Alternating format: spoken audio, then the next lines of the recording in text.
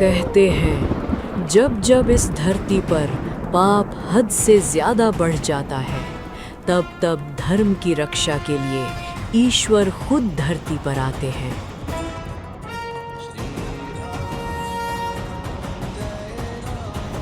कहानी की शुरुआत होती है द्वापर युग से, मथुरा नगरी से। मथुरा का राजा था उग्रसेन, लेकिन उनका बेटा कंसा ताकत के नशे में चूर था।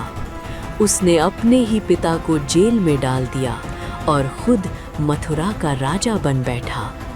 कंसा, जिसका नाम सुनते ही लोगों की रूह कांप जाती थी।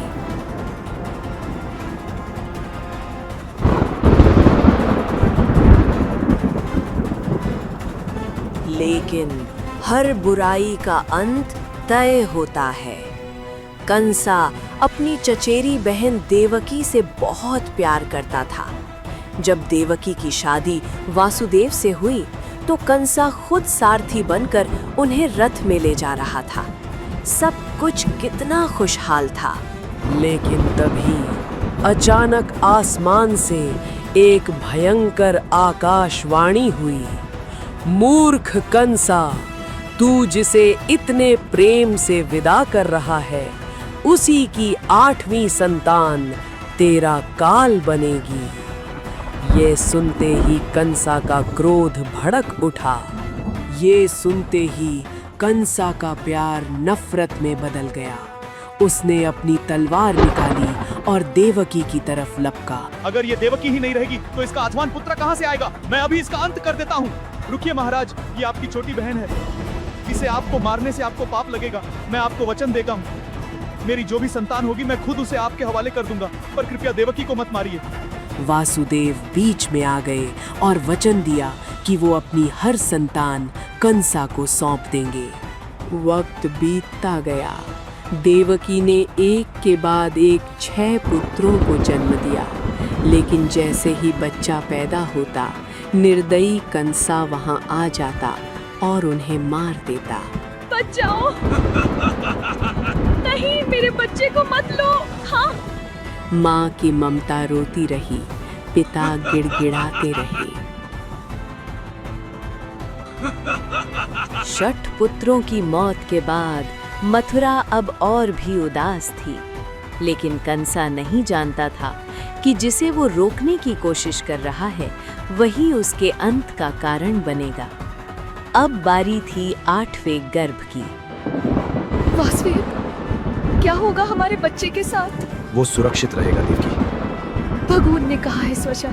मथुरा की वो काल कोठरी अब शमशान जैसी शांत थी। अपने 6 पुत्रों को खोने के बाद माता देवकी के आंसू भी अब सूख चुके थे। हर तरफ सिर्फ अंधेरा था, निराशा थी।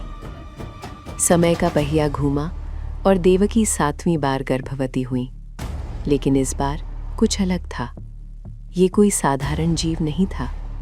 ये थे अनंत शेषनाग, जो प्रभु के आने से पहले उनकी सेवा के लिए धरती पर आए थे। वहाँ वैकुंठा में भगवान विष्णु ने अपनी शक्ति देवी योगा माया को आदेश दिया। हे देवी योगा माया, तुम अभी मथुरा जाओ। मेरी आज्ञा से देवकी के गर्भ को वहां से निकलकर गोकुल में रहने वाली वसुदेव की पहली पत्नी रोहिणी के गर्भ में स्थापित कर दो। मेरा बड़ा भाई शेष बलराम के नाम से जाना जाएगा और उसके बाद मैं स्वयं कृष्णा रूप में अवतर लूंगा। प्रभु की आज्ञा पाकर योग माया ने वो चमत्कार किया जो आज तक न कभी हुआ था न होगा।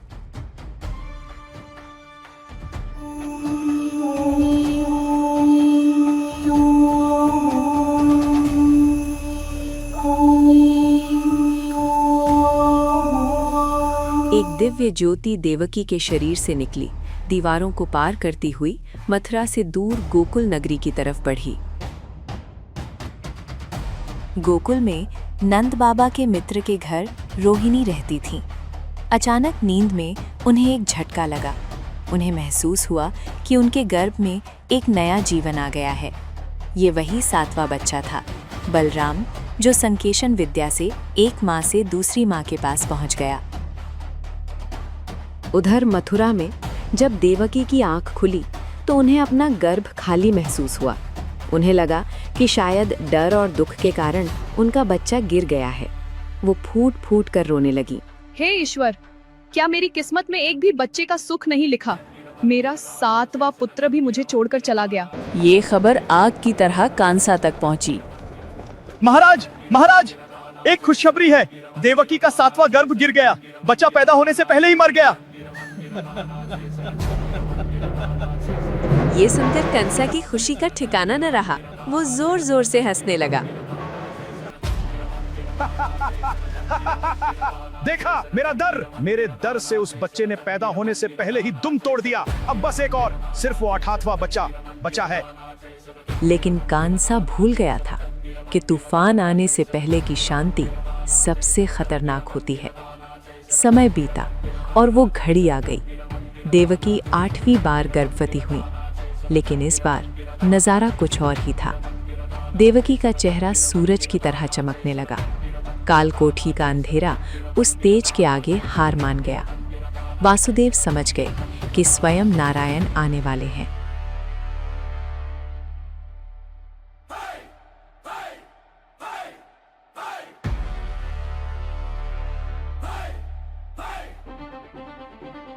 जब कांसा देवकी को देखने आया तो वो घबरा गया। देवकी के अंदर से आती हुई उस दिव्य रोशनी ने कांसा की आंखों को चौंधिया दिया।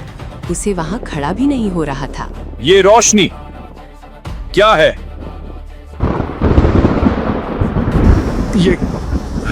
ये कोई साधारण बालक नहीं है। इस बार मेरी मौत आ रही है। मुझे सावधान रहना होगा। कंस ने डर के मारे जेल के बाहर अपनी पूरी सेना खड़ी कर दी। हाथी, घोड़े और सबसे खूंखार राक्षस लगा दिए। उसे लगा वो ईश्वर को रोक लेगा। निकलने मत देना किसी को। ईश्वर आया है तो रोक दो। वो बच्चा अब तक मर चुका होता। हाथी, घोड़े और सबसे खूंखार राक्षस लगा दिए। लेकिन अब समय आ चुका था। भद्रपद का महीना, कृष्ण पक्ष और अष्टमी की वो रात करीब आ रही थी। कैसे होगा प्रभु का जन्म बंद दीवारों के पीछे? भाद्रपद का महीना था। कृष्ण पक्ष की अष्टमी तिथि। आधी रात का समय था।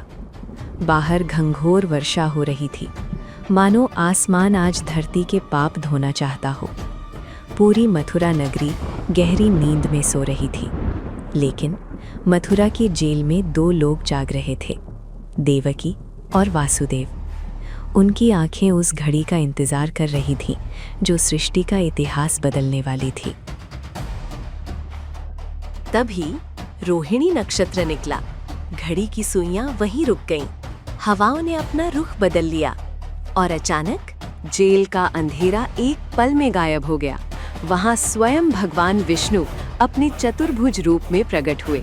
उनके चारों हाथों में शंख, चक्र, गदा और पद्मा थे। उनके तेज से वो कालकोठरी वैकुंठा धाम जैसी लगने लगी।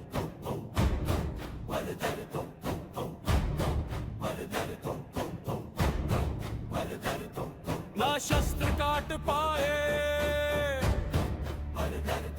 ना अग्नि जला पाए, ना जल डुबो सके इसे,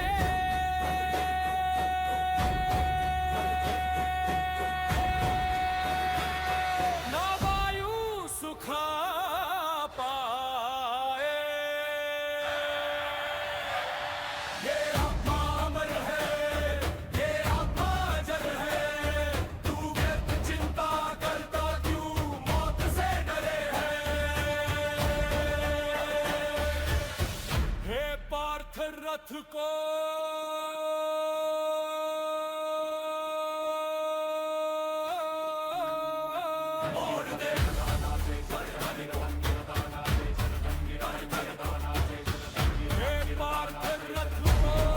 हे नारायण, आप स्वयं।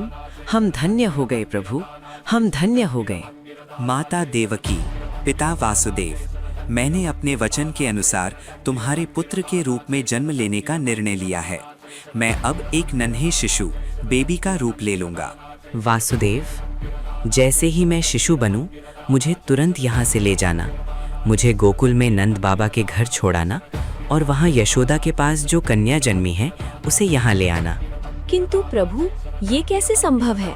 बाहर पहरेदार हैं, हाथों में बेड़ियां हैं और बड़े बड़े ताले लगे हैं। चिंता मत करो वासुदेव, मेरी माया से सब कुछ अपने आप हो जाएगा, बस विश्वास रखो। देखते ही देखते वो विशाल चतुर्भुज रूप एक छोटे, सुंदर और मनमोहक बाल गोपाल में बदल गया। मेघ श्याम रंग, घुंघराली बाल और चेहरे पर एक दिव्य मुस्कान। श्री कृष्ण का जन्म हो चुका था। घंघोर घटा छाई, गगन भी थरा उठा, जब धरती पे मेरा कन्हा पहली बार मुस्कुरा था। वही जन्म जो हुआ था उस काल के अंधेरों में, वही ज्ञान गूंजा फिर कुरुक्षेत्र के घेरों में। और फिर शुरू हुआ चमत्कारों का सिलसिला। सबसे पहले कंसा के वो खूंखार पहरेदार, जो कभी नहीं सोते थे, योगा माया के प्रभाव से गहरी नींद में चले गए।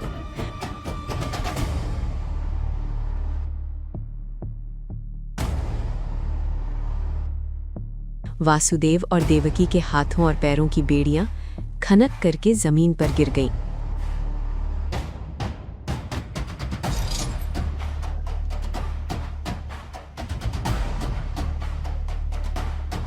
जेल के वो लोहे के दरवाजे, जिन्हें हाथी भी नहीं तोड़ सकते थे, वो स्वयं भगवान के लिए रास्ता देने के लिए खुल गए।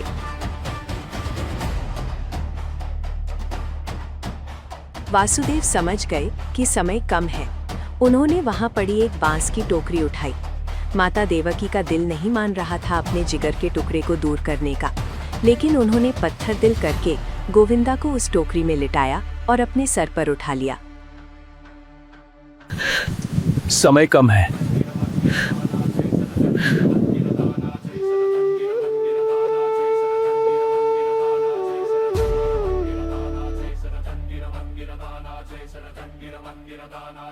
वासुदेव उस अंधेरी रात में तूफान और बारिश का सामना करने के लिए निकल पड़े। एक तरफ मौत का डर था और दूसरी तरफ सृष्टि का पालनहार उनके सर पर था। बाहर मौसम भयानक था, लेकिन वासुदेव के कदम नहीं रुके। वो बढ़ते गए यमुना नदी की तरफ, लेकिन यमुना तो उफान पर थी।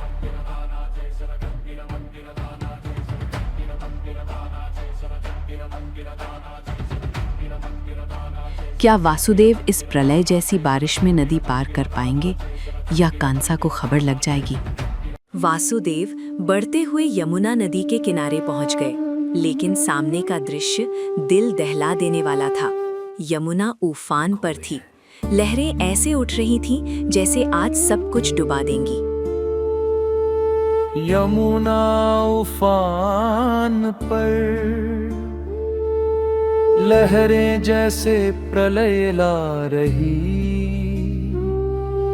नन्हे कन्हैया के चरण चूमने जलधारा ऊपर आ रही। एक पल के लिए वासुदेव के कदम रुक गए। उन्होंने सोचा, मैं अकेले होता तो तैरकर पार कर लेता, लेकिन मेरे सर पर त्रिभुवन का स्वामी है। अगर इन्हें कुछ हो गया तो? डर था कहीं डूब न जाए सृष्टि का आधार, पर वासुदेव का विश्वास था लहरों के उस लेकिन प्रभु की लीला वही जाने। वासुदेव ने नारायण का नाम लिया और पहला कदम पानी में रखा। पानी ठंडा और तेज था। धीरे धीरे पानी उनकी कमर तक आ गया, फिर छाती तक, और देखते ही देखते पानी वासुदेव के गले तक पहुंच गया। हे यमुना मैया, शांति धारण करो। यदि तुम्हारा जल मेरे सर के ऊपर गया तो मेरे प्रभु डूब जाएंगे। रास्ता दो मैया, रास्ता दो।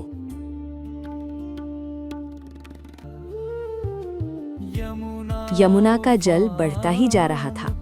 वो अपने प्रभु के चरण छूने के लिए बेताब थी। जैसे ही पानी टोकरी के पास पहुंचा, नन्हे कृष्ण ने धीरे से अपना पैर टोकरी से बाहर निकाला और उफनती हुई यमुना को स्पर्श किया। चमत्कार हो गया। जैसे ही प्रभु के चरण यमुना से लगे, नदी का गुस्सा शांत हो गया। पानी घुटनों तक नीचे उतर आया और यमुना ने वासुदेव को रास्ता दे दिया। लेकिन ऊपर से बारिश अभी भी मूसलाधार बरस रही थी। तभी पानी के अंदर से शेषनाग प्रकट हुए। उन्होंने अपने विशाल फन फैला दिए और प्रभु कृष्ण के ऊपर एक छतरी की तरह तन गए। अब वासुदेव सुरक्षित गोकुल की तरफ बढ़ने लगे। फनों की छतरी बन गई जहां पानी था। मुश्किलों को पार करके वासुदेव आखिरकार गोकुल पहुंच गए। नंद बाबा का घर सामने था। योग माया के प्रभाव से पूरा गांव और नंद बाबा का परिवार गहरी नींद में था। कोई पहरेदार नहीं जागा। वासुदेव सीधे यशोदा मैया के कक्ष में गए। वहां एक नन्ही कन्या जन्म ले चुकी थी और यशोदा बेहोश सो रही थी। वासुदेव का दिल भारी हो गया।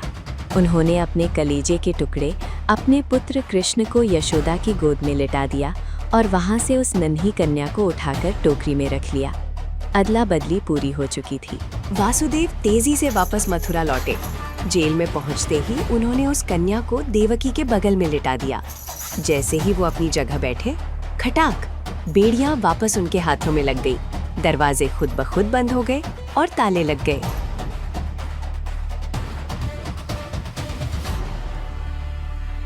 सब कुछ पहले जैसा हो गया। माया का असर खत्म हुआ और तभी वो कन्या जोर जोर से रोने लगी। बच्ची की आवाज सुनकर पहरेदार हड़बड़ाकर जाग उठे। जागो, जल्दी महाराज को खबर करो, देवकी ने 8वीं संतान को जन्म दिया है।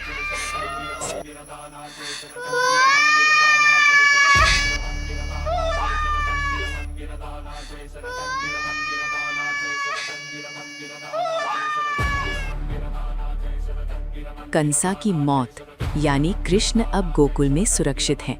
लेकिन इस कन्या का क्या होगा जब कंसा यहाँ आएगा? देखिए अगले एपिसोड में कंसा की हार और देवी का रूप।